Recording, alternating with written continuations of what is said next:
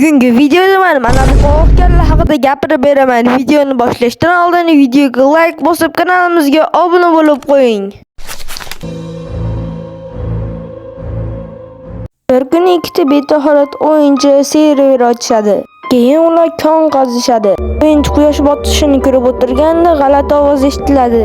Keyin ular uyiga kirishadi. Ustezda temir golem yasashimiz kerak. Keyin o'yinchi qovoq terishga o'tadi. Keyin o'yinchi temir golem quradi. Keyin o'yinchilar ertasi kuni turganda uyi yonib ketgan bo'ladi. Keyin o'yinchi uyini ta'mirlaydi, keyin eshigini qo'yadi. Keyin ular o'rmonni ko'rgani ketishadi. O'yinchi tepani ko'rib o'tirganda gazdan keldi, gazni pulini bering. Gazdan keldi. u golem birinchi marta ko'rinadi. Bu kim edi bu?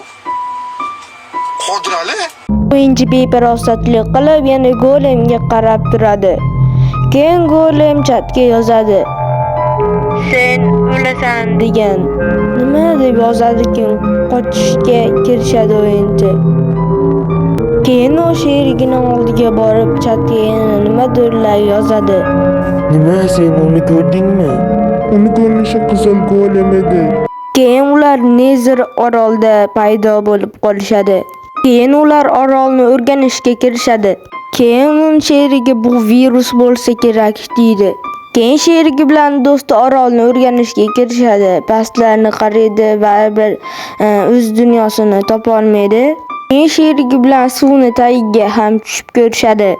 Keyin qizil golem yana bir marta paydo bo'ladi. Assalomu alaykum, bratim, qandaysiz? Qanday? Golem ularning oldiga kirishni boshlaydi.